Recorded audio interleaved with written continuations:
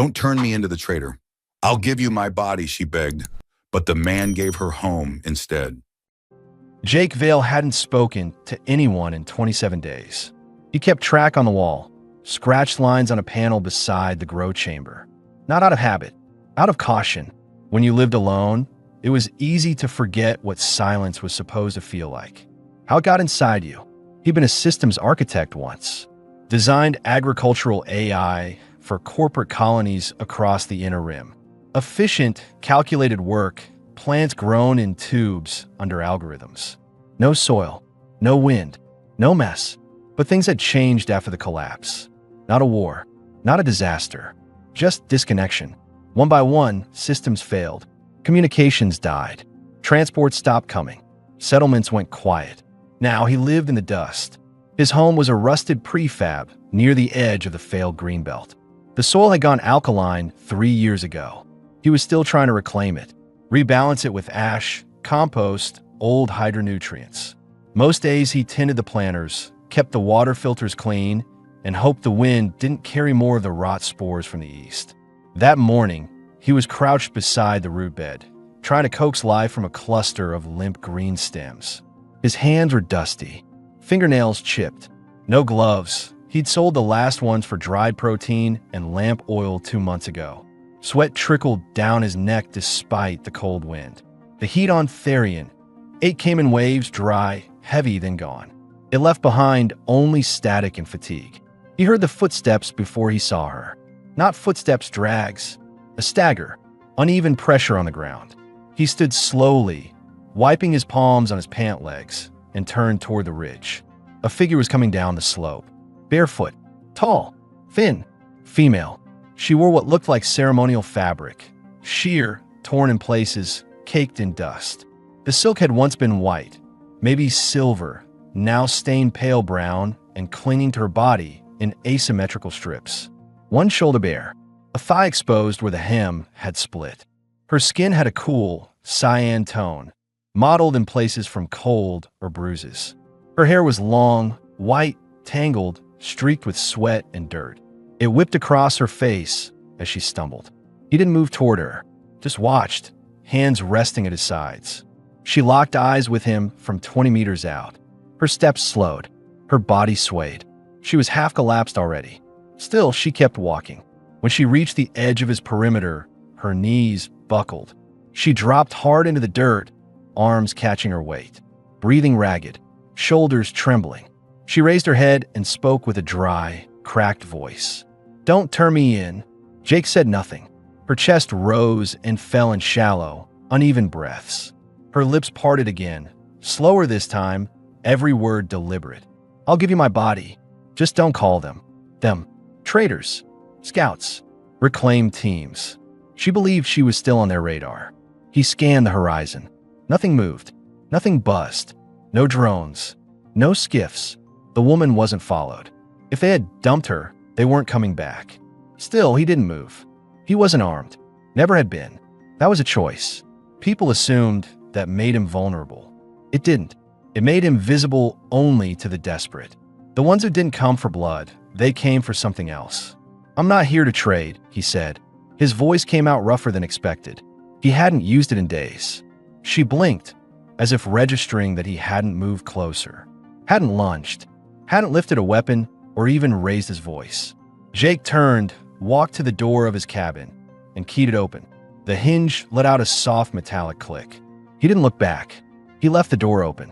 Ayari stared at the threshold for at least 20 seconds. Her arms were trembling.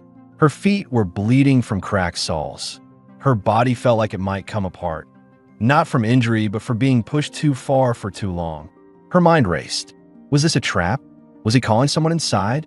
Would he grab her once she stepped through? But the air inside the cabin didn't smell like smoke or sweat. It smelled like filtered water and steam broth. She crawled forward. Her movements were slow, methodical, each one measured to keep from falling. Her fingers gripped the frame. She pulled herself inside, body low. The door sealed behind her with a quiet pneumatic sigh. Inside was dim, warm. One solar lantern hung above the table, casting a soft, flickering cone of light. A cot sat in the corner. A row of old grow tubes lined one wall, bubbling quietly with microgreens.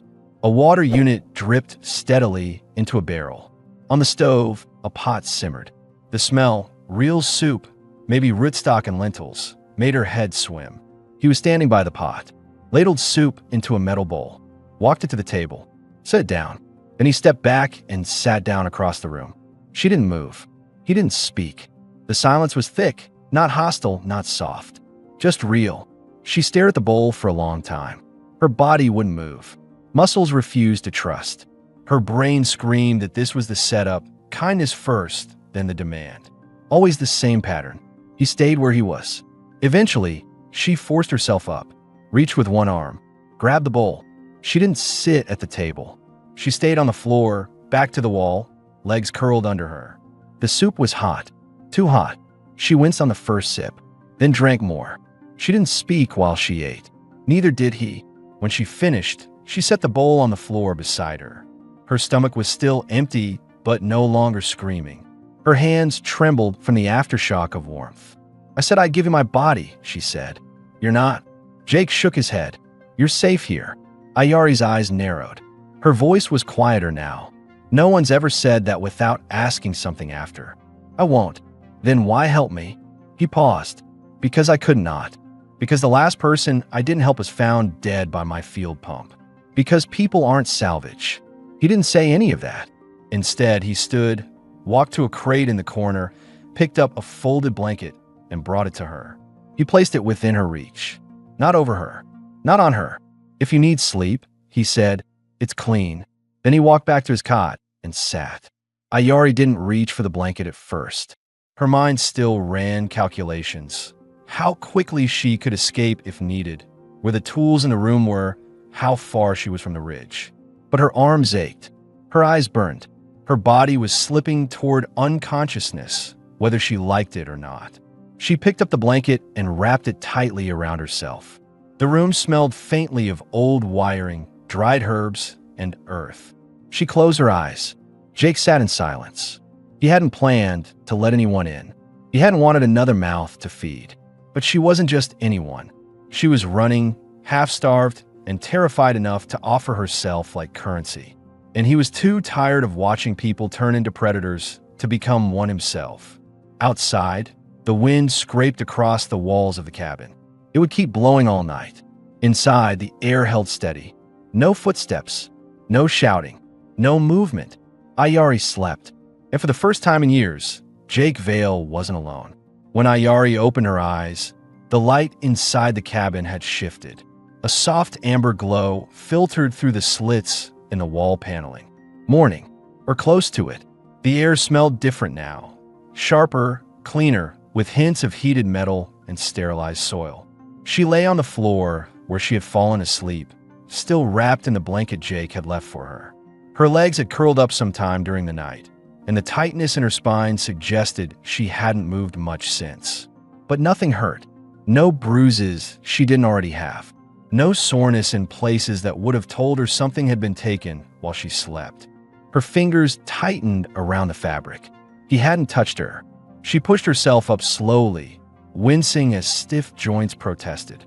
The room was quiet, except for the faint bubbling of the hydroponic tubes and a low, rhythmic chopping sound. She turned her head. Jake was at the counter. He had changed shirts. The one he wore now was dark, patched at the elbows, sleeves rolled up.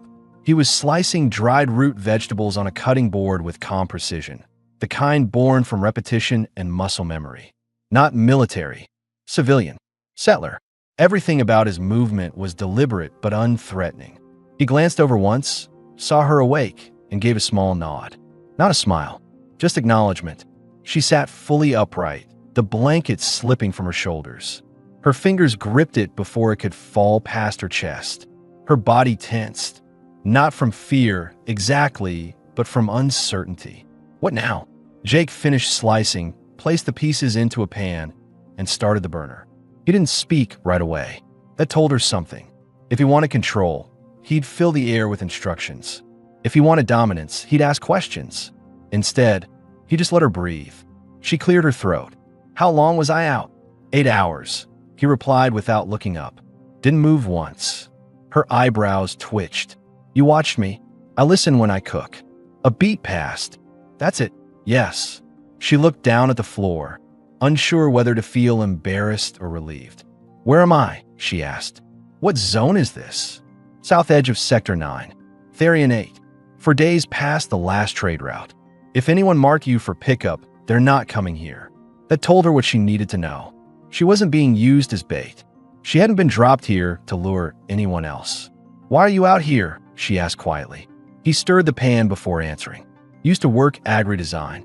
Corporate fields, long before the contract dried up. When the big firms pulled out, I stayed. Figured I'd try keeping something alive on my own. She tilted her head. Why? I owed someone, he said simply. Didn't pay in time. There was weight in that sentence. She didn't push. And you? Her jaw clenched. They said I was too much trouble. Too opinionated. Too difficult to train. He asked. Not a challenge. Not prying. Just a single word. She hesitated. Market recruiters. At first, they wanted women who could follow instruction. But when they realized I wouldn't be docile for long, I got moved to a different kind of inventory. Jake's hand stopped moving. The burner clicked as he turned it off. He finally looked at her directly. How did you get away? I didn't. She looked at the floor. They threw me out. Jake nodded once. Not in approval. Not in pity. Just understanding. Then he carried the pan over to the table and slid a portion onto his second metal plate. He motioned toward the chair across from him. She didn't move. You want me to sit? Only if you're hungry. She stared for another moment, then stood, moving carefully. Her legs were still unsteady, but she didn't fall. The blanket stayed around her shoulders like a robe. She sat. The chair creaked. The plate was warm under her fingertips. No questions. No demands. No rules. Just food. He ate without fanfare. No prayer. No formalities. Just silence and efficient motion. She mirrored him, slowly, uncertainly, but the food was real. She tasted salt, fiber, protein, paste mixed with chopped root. Not good, but honest. When she finished, she leaned back slightly. Her fingers tapped the edge of the plate. What do you want from me? She asked, finally directly. Jake didn't flinch. Nothing. No one wants nothing. He met her eyes. I want to work my soil. Keep my plants alive. Go to sleep without gunfire or screaming. That's all. You didn't bring me in out of kindness. No, he agreed. I brought you in because I wouldn't have been able to sleep if I didn't. She blinked. That was the closest thing to honesty she'd heard in years. She set the plate down, stood slowly, and walked to the far wall where the coat rack stood. His old utility jacket still hung there, too big for her, sleeves tattered, smell faintly like sun and oil. She wrapped it around her without asking. He didn't stop her. You can sleep on the cot tonight, he said. I'll take the floor. She hesitated. I can't pay you. I'm not asking you to. Not now. But later, Yule. I won't. Silence settled again. This one was heavier. Her fingers clenched the coat tighter. You don't know me, she said. You don't know me either. Then he walked back to the sink, rinsed the dishes in silence, and began drying them one by one. That night, she lay on the cot. Not fully asleep. Not yet, but not afraid. She listened to him move around the room, adjusting grow lamps, checking soil meters. There was no manipulation in his voice. No wandering eyes. Just a man who had drawn a boundary and kept it. She didn't trust him yet. That wasn't how her mind worked.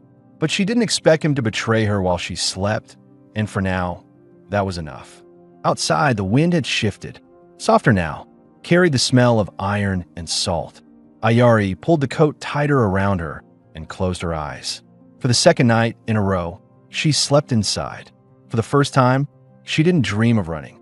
By the fourth day, Ayari's hands no longer trembled when she held a spoon. Her skin, once bluish with cold and starvation, had begun to regain color, still pale but alive. Her cheeks no longer looked sunken. Her legs carried her steadily. She moved with more certainty around the cabin now, even if her eyes still tracked every gesture Jake made. She didn't speak much. Neither did he.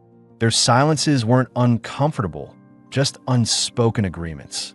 But tension still lived in the air, low, constant. Not hostile, just cautious. That morning, Jake had woken before the sun. Ayari heard him through the cabin walls, tools shifting, boots sliding across metal. She waited a moment, then rose and wrapped the coat around her. The cot smelled like him now. Not strong, just a faded scent of dry cloth, clean sweat, filtered air. She stepped outside barefoot. The sky was gray-pink again, horizon still smeared with rust-colored haze. Jake stood at the edge of the planter trench, kneeling over a disassembled water channel. Ayari watched him for a moment. His movements were slow but focused. Not once did he glance back to check if she was following. He never asked her to help, so that morning she just did. She grabbed the second spade from beside the crate and knelt in the dry soil opposite him. He didn't look up, but he slowed, eyes scanning her face briefly before returning to the work. "You know hydroponics?" he asked, tone even. "Only the old kinds," she said, from before the trade routes collapsed. "Same ones I use."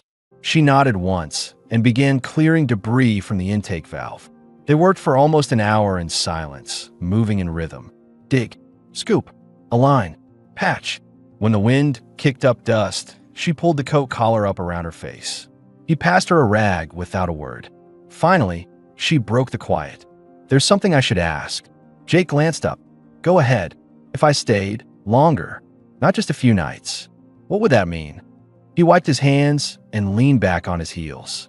"It wouldn't mean anything unless you decided it should." She studied him. "You're not worried I'll take something from you? I've already shared everything that matters. A roof, food, water." He paused. "Anything else is your choice." She looked away, not because she didn't believe him, but because she wanted to. They resumed work. Later that afternoon, inside the cabin, Jake boiled rootstock for soup again. Ayari sat across from him, slicing dried greens. She had cleaned herself that morning, used water sparingly, braided her long white hair to keep it out of her face. The silk wrap she'd arrived in was now patched with scrap fabric. She'd done it herself. It didn't cover more, not really, but it fit better now. She moved like she was beginning to inhabit her body again. "I want to do more," she said suddenly. Jake looked up. "I can't just sleep and eat. I need to work. Move. Do something real." He set the ladle down. "You already are. Not enough." Her voice wasn't desperate. It was firm. "I know how to wire mid-grade panels. I've tuned old water drones. I can clean tubes, filter brine, patch insulation. I'm not just decoration. I never said you were. But you didn't ask." He nodded slowly, not defensive, just taking in her words. "All right," he said. "You want to earn your space?" "Yes." "Then we'll do it right. You get a task list, rotation schedule, equal food cut, and the cot stays yours." She blinked. "That's fair. You don't want charity. I don't want imbalance." That evening, she cooked for the first time. Jake let her. She moved like someone who'd watched meals made from hunger for years and now wanted to cook something with care.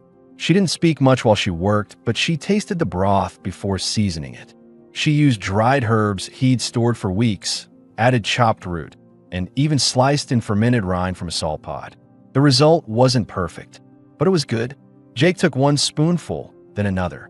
No words, just a brief nod across the table. Ayari looked down, but there was a flicker of something in her face. Later that night, after the tools were stored and the lamps were dimmed, Jake unrolled the mat near the stove. "You sure you're comfortable on the floor?" she asked. He raised an eyebrow. "You offering to swap?" "No," she said quickly. Then, quieter, "Just checking." He nodded once. "You earned the cot." She hesitated at the edge of the mattress. "You know I could leave. Anytime." "I know. I'm not staying because you fed me. I didn't ask you to." She stood there for a second longer, then climbed onto the cot. "Lay back," pulled the coat around her body.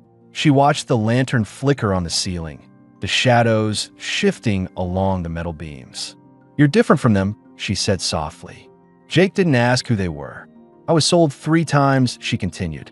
"Every time, I thought maybe it would be different. Maybe the next one would just want company. Safety, not control. I got tired of hoping." His voice came quiet. "You don't have to hope here." She turned her head to look at him in the dim light. "I don't know how to relax," she whispered. "Then don't," he said. "Just rest." And for the 3rd night in a row, she did. The fear didn't vanish, but it began to loosen its grip. Jake awoke before the first light again, the way he always did.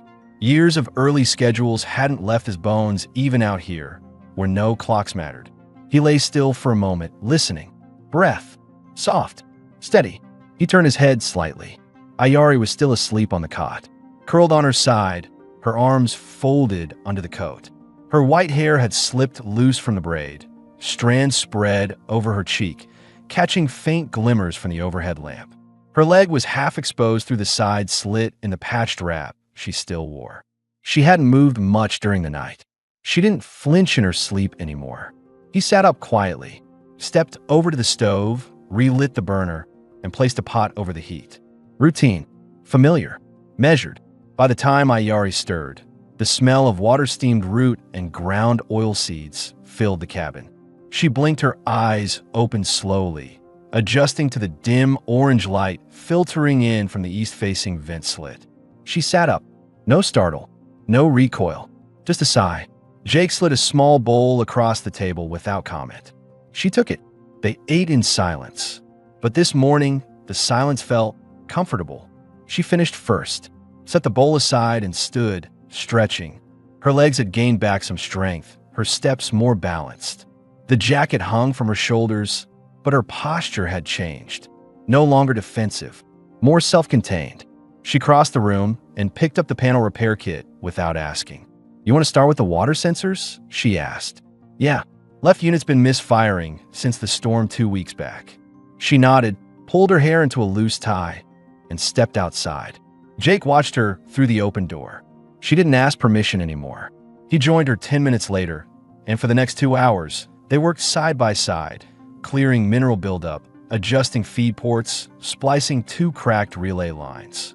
She didn't talk much. When she did, it was about the work, which is why it surprised him when she finally said, "Why aren't you afraid of me?" He didn't look up from the relay box. "Should I be? You don't know what I've done to survive." Jake set down the connector, turned to her. "I don't care what you've done," he said evenly. "I care what you do here." She held his gaze. "That's not what most men say." "I'm not most men." A pause. "You say that like it's a burden," she said, voice softer. He gave the faintest shrug. "Out here, it usually is." They finished in another hour. The hydro sensors calibrated clean, readout steady. Later, back inside, she pulled the ragged wrap from her shoulders and laid it over the chair to dry. Underneath, the patchwork tunic she'd crafted from scrap hung loosely around her hips, asymmetrical and uneven, but it was hers. She wore it with care now, not shame. She stood near the table, hands resting on the wood. "I don't want to feel grateful for not being hurt," she said. Jake looked up. "You shouldn't have to. I want to feel like I chose this." "You did," he said. "Not at first." "No," he admitted. "But every day after, you have." Silence again. She stepped closer, stopped just a few feet from him. Her voice lowered. "Then let me say it out loud now. I choose to stay." Jake's breath hitched. She didn't touch him, didn't reach, just stood there open. He stood too. "You sure?" he asked. "I've never been more sure." Still, he didn't close the distance. "Not yet." "What do you want this to be?" he asked quietly. She stepped closer, now just inches from him. "Something real," she said. "Something mine." Then, slowly, her hand touched his. Not forced, not currency, just contact. And for the first time since she'd arrived, he let himself feel it. Warmth, closeness, the faint tremble in her fingers. He curled his hand gently around hers. No words, no transaction, just 2 people in a cabin under a broken sky, choosing not to be alone. The weather shifted 2 days later. Jake noticed it first in the soil, moisture levels climbing without cause. Dust stuck to his hands. The wind turned colder, less dry. On Therian 8, that meant one thing: acidic rainfall driven by static storms coming up from the salt plains. He sealed the grow tubes, covered the trench beds, and reinforced the roof hatch with a spare insulation sheet. Ayari helped, moving with speed and precision. She knew storms like this, had crossed them once on foot, nearly lost her eyesight to chemical glare. She didn't need to be told twice to double seal the door edges. By late afternoon, the first drops began to fall, thick, oily, streaked with yellow. They stayed inside, The cabin felt smaller in the storm. Not claustrophobic, just closer. They passed time organizing tools, patching old clothing, boiling clean water, and wiping condensation from the inner walls. At one point, the wind howled so loud the doorframe shook. Ayari flinched. Jake stepped beside her, just close enough to remind her where she was. But the walls would hold. That night, when they lay in their separate corners, he on the floor, she on the cot, neither spoke at first. Just listened to the rain smacking metal and the low groan of wind-blasted panels. But eventually, Ayari spoke. "Do you ever get tired of being good?" He turned his head on the mat. "What do you mean?" She was facing the ceiling. Her fingers clutched the coat tighter around her torso. "You treat me like I'm human. You didn't even know me. Most wouldn't. They wouldn't ask. Wouldn't care. But you do. Doesn't make me good," he said. "What then?" "I just don't want to become like the people I ran from." That answer sat in the room for a while. She turned her head toward him. "What happened before this?" "Before here?" He didn't answer immediately. "Then, I worked for a colony grid in the inner systems. I built systems to feed people, but the food never made it to the bottom levels. Just to the licensed ones. Families in the lower rows starved while top brass stored excess protein in locked chambers. I knew. I saw the logs. I didn't stop it. You tried." He shook his head. I obeyed. She didn't ask anything else. They sat with that silence. It was honest. In the days that followed, the storm finally passed. The air outside still smelled of burnt iron, but the light returned. Jake uncovered the planters. Ayari harvested 3 units of tube root without instruction. She'd memorized the process. That night, she didn't sleep on the cot. She lay beside him, not an invitation, in quiet solidarity. 2 forms under a single old blanket. She didn't ask permission. He didn't resist. And in that wordless hour between night and sleep, their arms found each other. Not in hunger, not in desperation, just presence. Quiet, shared weight. He could feel her heartbeat through the thin shirt she wore. Fast, nervous, steadying. Her breath warmed his collarbone. She whispered against his skin. "No one's ever held me without owning me." Jake didn't reply. He just held her tighter.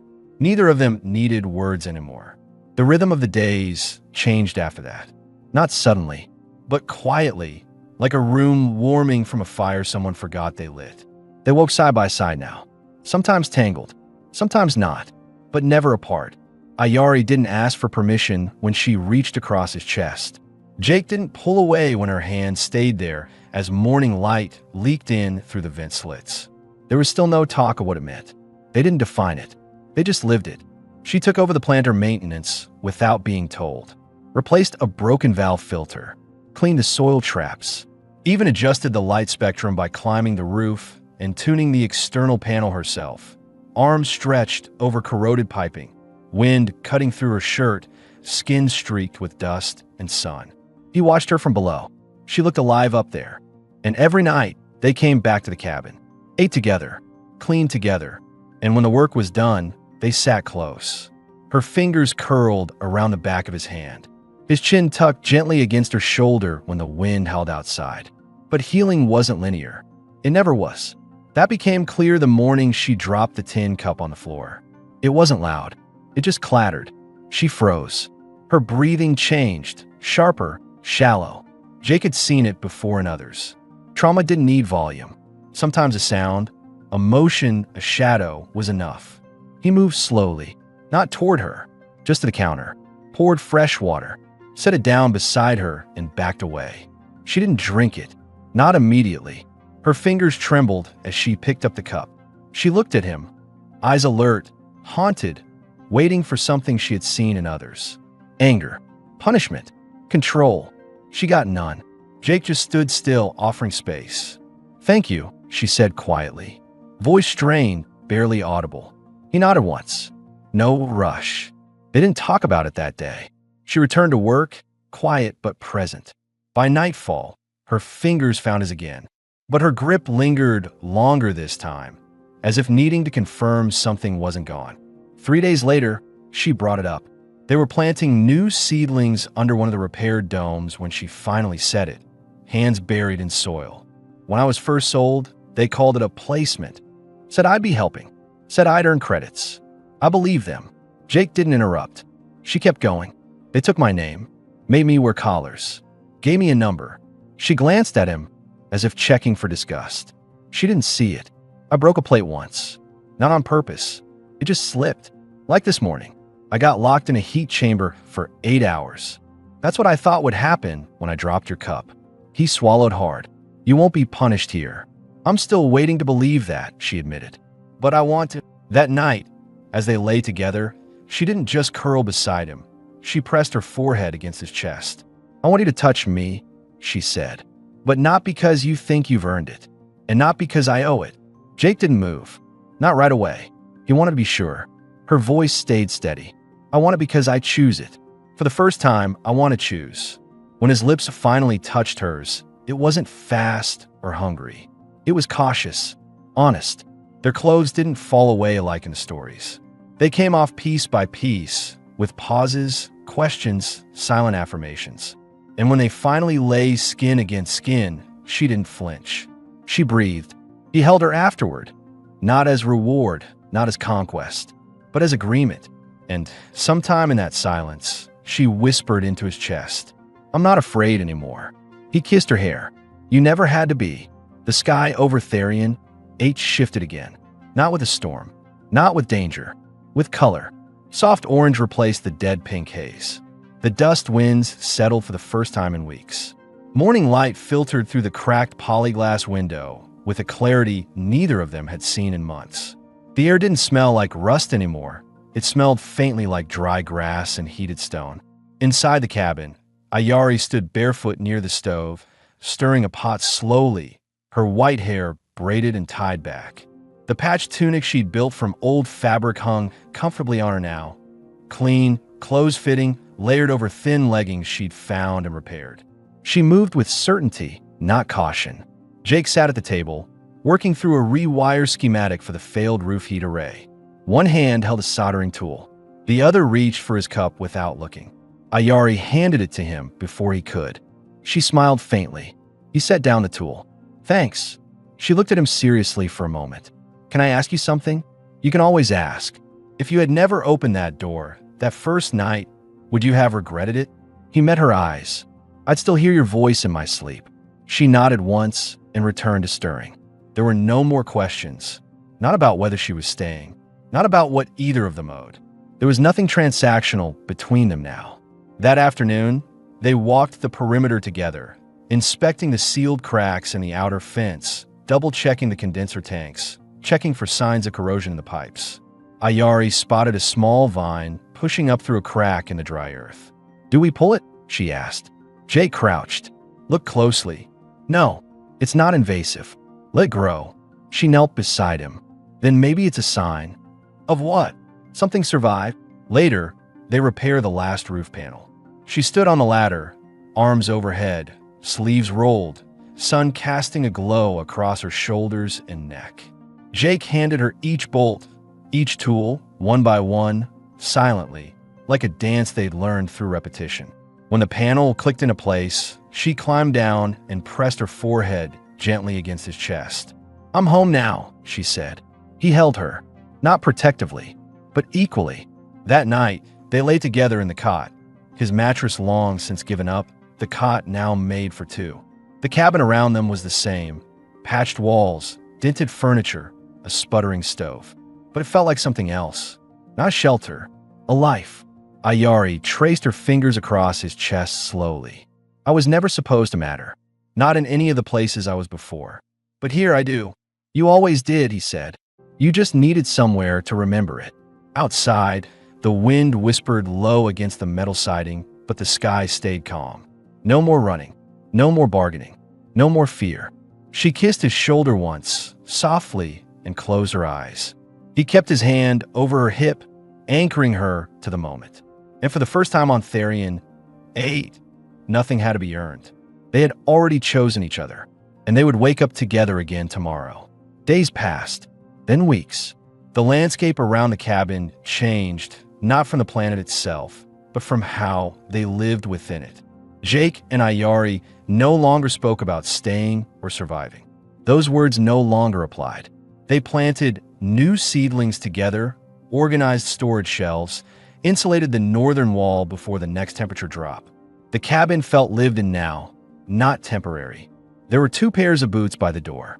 Her tools, labeled and clean, sat beside his. A loose braid of her white hair hung from a nail beside the grow log, a little joke between them. They laughed sometimes now. Not often, but enough. Some mornings, they bathed together using filtered water they heated manually. She would scrub the grit from his shoulders. He would dry her feet one by one. It wasn't indulgent. It was care without urgency. One afternoon, under a pale yellow sun, Ayari returned from scavenging for scrap cloth and stopped at the edge of the ridge. She stared at the valley where she'd first collapsed weeks ago. The wind shifted her hair gently across her collarbone. She didn't speak for a long time. When Jake came up behind her, he didn't ask what she was thinking. "I used to believe I was ruined," she said. "That if someone wanted me, it was because they saw something broken, something cheap." He said nothing, just stood beside her, his hand gently brushing hers. "I don't feel that here," she said. "You never were any of those things," he replied. That night, they didn't undress in silence. There was no tension, no shame, no need to prove or justify, just presence. She removed her tunic slowly, piece by piece, folding it as she went. Not rushed, not shy. She stood before him with calm confidence. Her body was full, scarred in places, curved and solid. He didn't touch her immediately. He looked, carefully, not consuming her, but witnessing her. "You still want me?" she asked, quiet but steady. He stepped closer, slid his hand gently along her waist, then further down until it rested at her lower back. "I've never stopped." She unbuttoned his shirt next, one loop at a time, pushed it from his shoulders. Her hands traced his chest, the faint hair, the scar under his ribs from years ago he'd never spoken about. She kissed it gently. They moved to the cot. It creaked under their weight, but they didn't laugh this time. Their limbs found each other deliberately, her thighs sliding over his hip, his hand cupping the back of her neck as she lowered herself against him. Their mouths met, slow at first, then deeper, her breath catching in his as their hips aligned. He didn't guide her. She led. Her rhythm was unhurried. Each movement forward purposeful, intentional. She wanted to feel every inch of him, not in a rush to climax, but to connect, physically wholly. Her body pressed into his with trust she'd never given anyone. Not like this. He traced his hands down her back as she moved, every line of her soft, real skin familiar now. She gasped once as he shifted slightly upward, catching deeper. Her hands clenched against his shoulders. But she didn't stop. She whispered his name once, not for attention, but for anchor. He responded by lifting her with one arm around her waist and rolling her gently beneath him. Her eyes widened, not in fear, but in wonder. His mouth traced the slope of her breast, her collarbone, the line between her ribs. When he entered her again, slower this time, she arched, not to resist, but to receive. Their pace changed. Fingers intertwined, breath mingled. When she came, it wasn't sharp or loud. It was full body. A soft exhale, a shudder, and her nails dug in his back, not to hurt, but to hold him there. He didn't rush to finish. He followed after, pressing deeply into her, then holding, groaning softly in her neck. They stayed connected long after the rhythm ended. He didn't pull away. She stroked his hair, chest rising and falling under him. After some time, they separated only slightly, her legs still across his hip, their hands still linked between them. "Are we a we?" she asked quietly. "We always were," he said. Outside, the wind shifted again, but inside, the air stayed still. The lights dimmed. The warmth remained, and nothing was owed. Nothing was taken. It was theirs. All of it.